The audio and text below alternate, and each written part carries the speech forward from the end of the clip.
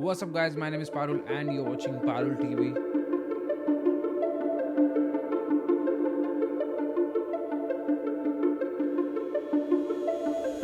हाँ जी दोस्तों, आज की वीडियो में हम बात करने जा रहे हैं जी about the biggest challenges that are being faced by international students in Canada. Canada आने का जो प्लान है वो बहुत ही मज़ेदार है, बहुत ही ड्रीमी है। लैंड ऑफ अपॉर्चुनिटीज़ है, पैसे बनते हैं, लाइफस्टाइल अच्छा हो जाता है, ये सबको पता है। लेकिन कुछ चीज़ें ऐसी चेंज हो गई हैं पिछले 1-2 सालों में जिसके बारे में ज़्यादा डिस्कशन इंटरनेट के ऊपर मुझे नहीं मिली और ना ही इसके बारे में कोई ओपनली बात करता है। तो मैंने सोचा कि क्यों ना एक डिटेल्ड वीडियो बनाई जाए। इस वीडियो का मेन पर्पस आपको डीमोटिवेट करना नहीं है, इन सभी चीज़ों के वर्क अराउंड्स हैं। बट मेरा मेन मैसेज आपके तक ये पहुंचना चाहिए कि आपको पता होना चाहिए कि अगर आप +2 के बाद या फिर हाई स्कूल के बाद यहाँ पर पढ़ने के लिए आ रहे हो, कौन कौन से चैलेंजेस आपको फेस करने पड़ सकते हैं, या फिर अगर आप एज एन इमिग्रेंट PR लेकर आ रहे हो तो यहाँ पर आपके लिए क्या वेट कर रहा है। It's more of like a reality check. So let's begin today's video and talk about these points in detail.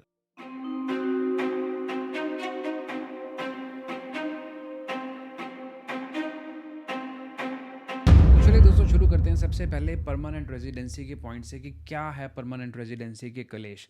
देखिए, ऐसा था कि गुड टाइम्स के अंदर 2-3 साल पहले ऐसा होता था कि जो भी बंदा यहाँ पर पढ़ने आता था 1 साल पढ़ाई करता था, 2 साल उसके बाद वर्क एक्सपीरियंस लेता था, नॉक A या नॉक P, और PR अप्लाई हो जाती थी और PR का ITA आ जाता था। अब एक तो पहली चीज़ ये हो चुकी है कि पॉइंट्स का जो लेवल है वो बहुत ज़्यादा बढ़ चुका हुआ है। अब आप इमेजिन करो कि आप इतना पैसा खर्च करके एक जगह पर आ रहे हैं, वहाँ पर आप 1 साल से 1.5 साल या 2 साल भी काम करते हैं, पढ़ाई करते हैं, अपना घर वर बसाते हैं, फिर भी आपको मूव करना पड़ता है एक ऐसे प्रोविंस में जो कि बिल्कुल साइड पे है, जैसे नोवा स्कोशिया, अल्बर्टा। फिर वहाँ पर जाकर आप फोर्सफुली अगर टिम हॉर्टन्स में काम करोगे सिर्फ PR लेने के लिए, तो बताओ कि आपको सुनने में कैसा लग रहा है? अच्छा नहीं लग रहा ना? आज की डेट में यही हो रहा है। कलेश ये चल रहा है आज की डेट में कि जो 12th के बाद बच्चे आ रहे हैं, सबसे बड़ा चैलेंज तो उनके लिए, मैं मास्टर्स वालों के लिए भी आता हूँ, बट 12th के लिए सबसे बड़ा चैलेंज ये है कि अगर वो ओंटारियो, ब्रिटिश कोलंबिया या फिर क्यूबेक के अंदर पढ़ाई करने के लिए आते हैं, 2 साल का प्लान लेकर आते हैं डिप्लोमे का, या फिर कुछ भी पढ़ने आते हैं यहाँ पे, उनको नॉक A नॉक B की जॉब करके 1 साल कुछ नहीं बन रहा, उनका पॉइंट पूरे नहीं हो रहे, उनको 2 साल जॉब करनी पड़ेगी या इवन 3 साल भी करनी पड़ सकती है ताकि उनके जो पॉइंट्स है वो कट ऑफ के ऊपर आए। आज की डेट में तो जिन लोगों का 490 पॉइंट है उनको भी ITAs नहीं आ रहे, क्योंकि कई बार पॉइंट्स 500 से भी ऊपर जा रहे हैं। तो ये कैलकुलेशंस बहुत गलत होती जा रही हैं। पहले तो बहुत प्रिडिक्टेबल होता था, 350, 400, 450 ख़त्म। आज की डेट में तो 480, 490 वाले भी हवा में लटक रहे हैं। तो मेरा तो भाई आपको यही सजेशन होगा कि भाई अगर आप कहीं पर कोर्स ले रहे हो तो प्लीज़ PR वाला जो पार्ट है वो कैलकुलेट कर लो। सेकंड जो पॉइंट आ जाता है जी, वो आ जाता है हाई कॉस्ट ऑफ लिविंग। देखिए, ऐसा अब 2-3 साल पहले तो जो रेट्स थे अब वो बिल्कुल चेंज हो चुके हुए हैं। इवन मैं अभी मॉन्ट्रियल के अंदर 2 साल पहले मैं भी रेंट के ऊपर ही रह रहा था, और इतना रेट का फ़र्क पड़ गया कि जो अपार्टमेंट मेरे पास $1,300 का था, आज वो अपार्टमेंट $1,900-2,000 में मिल रहा है। इसका मतलब ये है कि अगर आप कल को शेयर करके भी रहते हैं, सिटी में रहना चाहते हैं, यूनिवर्सिटी के पास रहना चाहते हैं, दूर ज़्यादा नहीं जाना चाहते, तो आपको प्रीमियम प्राइस पे करना पड़ेगा। साइड पर जाकर फिर बहुत टाइम बढ़ जाता है, तो विंटर के अंदर बहुत कलेश हो जाते हैं। तो अपनी अपनी प्रेफरेंस के हिसाब से आपको जगह लेनी है। बट हाँ, ये मैं आपको बात बता दूँ कि प्राइसेस अब थोड़े से बढ़ गए हैं। अगर आपका पहले $1,200 या $1,500 पर मंथ के अंदर खर्चा होता था किसी एवरेज स्टूडेंट का, जो कि एवरेज लिविंग कर रहा है, खाना खा रहा है, घर पे कुकिंग कर रहा है, उसका खर्चा अब $2,000 हो चुका हुआ है। 400, 500, $600 का फ़र्क आ चुका हुआ है। तो प्लीज़ अपनी जो कॉस्ट ऑफ लिविंग है उसको ध्यान से कैलकुलेट करो। और इसका वर्क अराउंड ये है कि जब आप यहाँ पर आ रहे हैं, please do not sign up for expensive leases. Try to sign up for a place जहाँ पर आपका जो मंथली स्पेंड है वो मिनिमल हो, ताकि आप बैलेंस होके चलो। और मंथली हिसाब से मत सोचना शुरू करो, क्योंकि रिसेशन आ रहा है, आपको पता नहीं आगे जाके जॉब्स कम हो जाएंगी, मिलेगी नहीं मिलेगी, शिफ्टें ज़्यादा मिलेंगी कम मिलेंगी।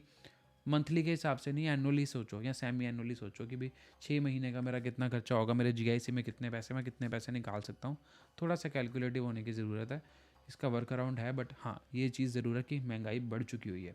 Let's talk about the next point आ जाता है जी इंटरेस्ट रेट्स का। इंटरेस्ट रेट्स जो कनाडा के अंदर हैं 2023 फरवरी में they are on historical high, यहाँ पहुँच चुके हुए हैं। लाइक कह लो कैमरे के अंदर भी नहीं आ रहे, इतने ऊपर पहुँच चुके हुए हैं। मैं बात कर रहा हूँ जी फाइनेंसिस की, या फिर अगर आप लोन ले रहे हैं, कुछ ऐसी चीज़ें ले रहे हैं जिसके अंदर आपको बैंक से मॉर्गेज लेनी पड़ सकती है, लोन लेना पड़ सकता है।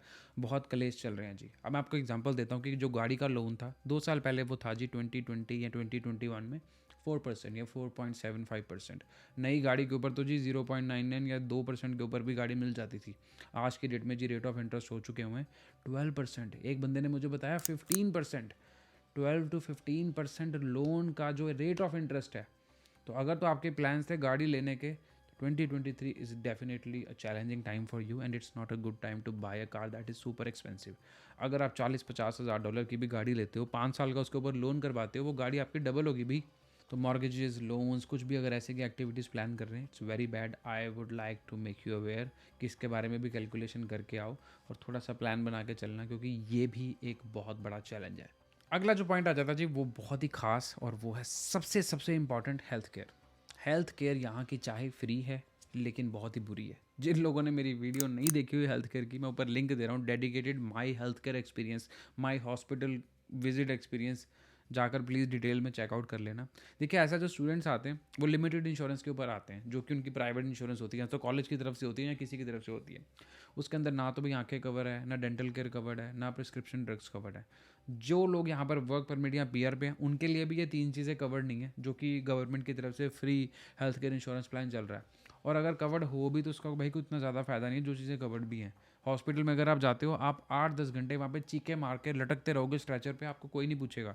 मेरी वीडियो देखना, मैंने उसमें बताया कि मैंने क्या ट्रिक्स मारे थे कि मेरे को कोई देख ले। अब इंडिया के अंदर तो अगर एम्बुलेंस चाहिए तो चाहे लेट हो जाए, बट बंदा हॉस्पिटल पहुँच के बच जाता है। यहाँ पर उल्टा है। यहाँ पर हॉस्पिटल आपको पहुँचाएंगे 10 मिनट के अंदर, 5 मिनट या 2 मिनट के अंदर एम्बुलेंस आपके घर आ जाएगी, लेकिन बंदे को उठा के जैसे ही वहाँ पे लेके जाएगी, छोड़ देंगे आपको। वो रास्ते में चेक कर लेंगे कि भाई ये मरने वाला नहीं है, दर्द में है, रोई जाए, कोई चक्कर नहीं। मेरे साथ ऐसा हुआ, मेरे को किडनी स्टोन की प्रॉब्लम हुई थी भाई, पटाखे बज गए थे मेरे।